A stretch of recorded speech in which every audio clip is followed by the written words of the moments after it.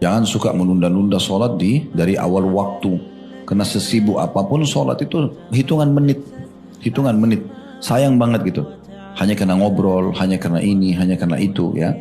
Dan sudah kita sampaikan di pertemuan yang lalu, di bab yang lalu, supaya tidak ketinggalan sholat berjamaah, kita memang harus menganggap dan menjadikan ini sesuatu yang penting.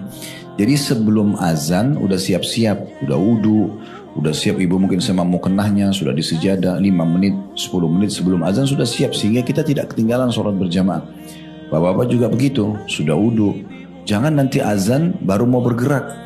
Sudah kita jelaskan kemarin banyak sekali kehilangan ini. Dia kehilangan menjawab muadzin. Itu pahala sendiri. Pernah kita jelaskan di bab azan. Karena kata Nabi SAW, siapa yang mengikuti, kalau kalian dengarkan muadzin, ikutilah apa yang diucapkan. Ini kan bisa luput kalau kita azan baru wudu. Kita nggak mungkin wudu sambil jawabin azan. Itu sangat jarang terjadi, walaupun bisa saja.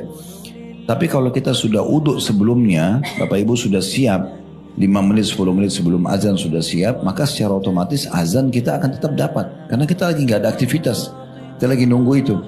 Kemudian kita juga bisa mendapatkan doa antara azan dan iqamah yang mustajab. Karena kata Nabi SAW, doa antara azan dan iqamah tidak ditolak gitu ya, tidak diterima. Kita akan mendapatkan takbiratul ihram pertama imam, tidak masbuk.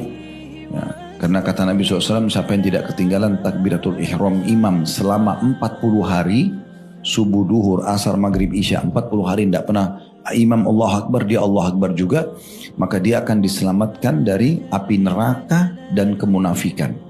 Dua hal ini, dua hal yang sangat berbahaya, masuk ke api neraka disiksa, dan juga sifat munafik. Jadi dia tidak kafir, tidak muslim, ada tengah-tengah, dan ini paling berat. Kalau orang kafir jelas statusnya, tapi orang munafik nggak jelas. Dan Allah mengatakan innal munafikina fid darkil asfali minan nar. Orang-orang munafik itu ada di dasarnya neraka. Nah, kita diselamatkan dengan takbiratul ihram imam. Makanya Sa'id bin Musayyib rahimahullah, seorang ulama tabi'in, mengatakan saya tidak pernah ketinggalan takbiratul ihram imam 40 tahun. Ini dia cerita tentang dirinya. Dia cerita dalam riwayat yang lain, dia bilang saya tidak pernah selama 40 tahun kecuali melihat pundaknya imam.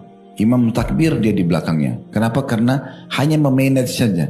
Lebih cepat mempersiapkan diri sebelum sholat. Itu aja ibu perbaikin, Bapak sekalian.